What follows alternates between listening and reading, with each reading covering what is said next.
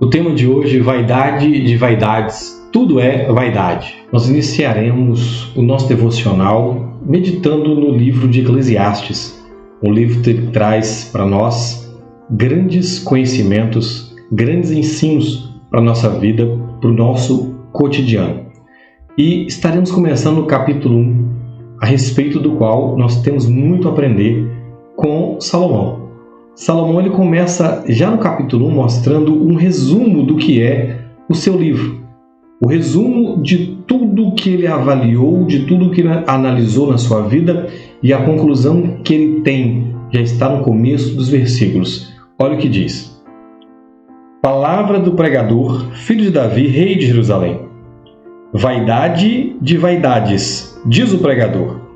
Vaidade de vaidades. Tudo é vaidade. No versículo 14 desse mesmo capítulo diz assim: Atentei para todas as obras que se fazem debaixo do sol, e eis que tudo era vaidade, e correr atrás do vento. Aqui, como nós já vimos, está Salomão mostrando, olha, a ênfase de tudo que eu avaliei, de tudo que eu verifiquei, é que na vida tudo é vaidade. O que é vaidade? Vaidade é aquilo que é passageiro, é aquilo que é perene, é aquilo que não dura eternamente. Então ele avaliou a sua vida, avaliou as suas conquistas, avaliou a sua glória, avaliou os seus títulos, avaliou a sua família, avaliou a sua fortuna e ele viu, tudo isso vai passar, tudo é passageiro, tudo é vaidade. Essa palavra no hebraico, ela significa aquilo que é como um sopro, aquilo que passa, como uma névoa. E essa é a ênfase do livro de Eclesiastes. E nós podemos ver a partir do versículo 3 que diz assim: Que proveito tem um homem de todo o seu trabalho com que se afadiga debaixo do sol? Geração vai e geração vem, mas a terra permanece para sempre. Levanta-se o sol e põe-se o sol, e volta ao seu lugar, onde nasce de novo. O vento vai para o sul e faz o seu giro para o norte. Volve-se e revolve-se na sua carreira, e retorna aos seus circuitos. Todos os rios correm para o mar, e o mar não se enche. Ao lugar para onde correm os rios, para lá tornam eles a correr. Todas as coisas são canseiras tais, que ninguém as pode exprimir. Os olhos não se fartam de ver, nem se enchem os ouvidos de ouvir. O que foi é o que há de ser, e o que se fez, isso se tornará a fazer. Nada há, pois, novo debaixo do sol. Há alguma coisa de que se possa dizer, vê, isto é novo? Não, já foi nos séculos que foram antes de nós. Já não há lembrança das coisas que precederam, e das coisas posteriores também não haverá memória entre os que hão de vir depois delas. Aqui nós vemos Salomão mostrando algo, que os ciclos se repetem, as coisas se repetem. Ele diz assim, olha, o sol nasce e continua a nascer, a chuva vem e continua a chover, a terra ela gira e ela continua a girar, o mundo continua a mover. Aquilo que hoje parece novidade, na verdade não é, porque há alguns anos atrás, algum tempo atrás, já não era novidade, já havia. E nós vemos isso nos nossos dias. Vou dar um exemplo na moda. Hoje, a cor da moda, por exemplo, é o verde.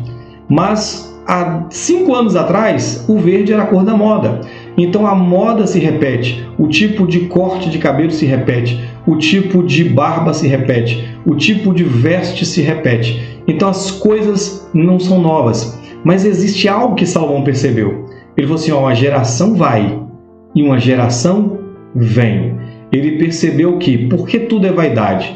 Porque eu estou hoje nessa minha geração, mas amanhã, depois que eu partir, quem vai vir depois de mim? Então tudo que eu vier a conquistar, que eu vier a ter aqui nessa terra, qual proveito vai ter para mim?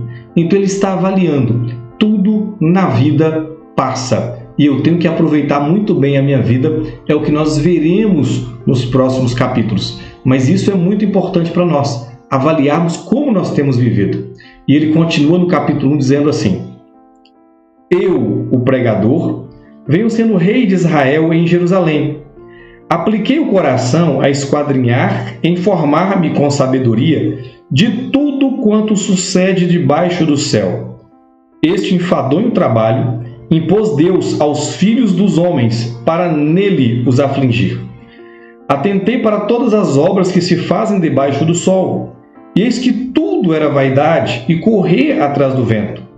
Aquilo que é torto não se pode endireitar, e o que falta não se pode calcular.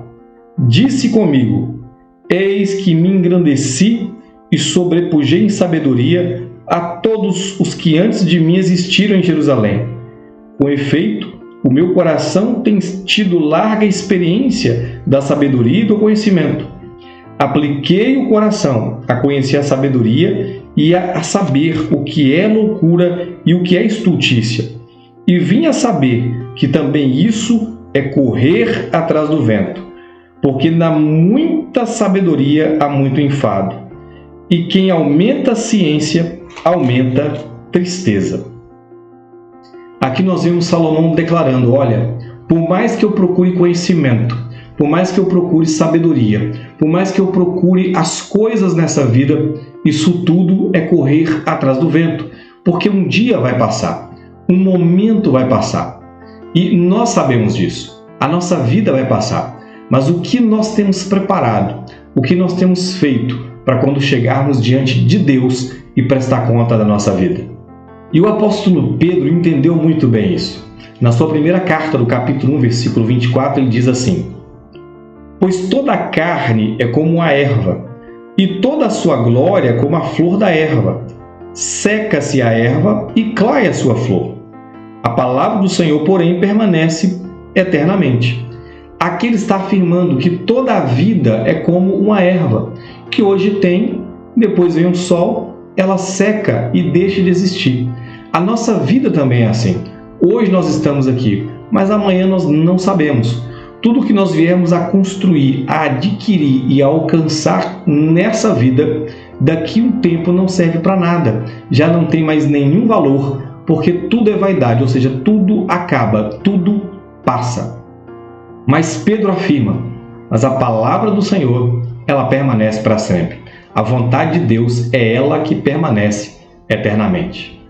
E o apóstolo Tiago, no mesmo entendimento de Salomão como Pedro, ele escreve na sua carta, no capítulo 4, a partir do versículo 14, assim: vós não sabeis o que sucederá amanhã. Que é a vossa vida? Sois apenas como neblina que aparece por instante e logo se dissipa. Aqui nós vemos mais uma vez, dizendo: a nossa vida é passageira. E por nós sabermos que a nossa vida é passageira, como eu tenho vivido? O que eu tenho feito com a vida que Deus tem me dado?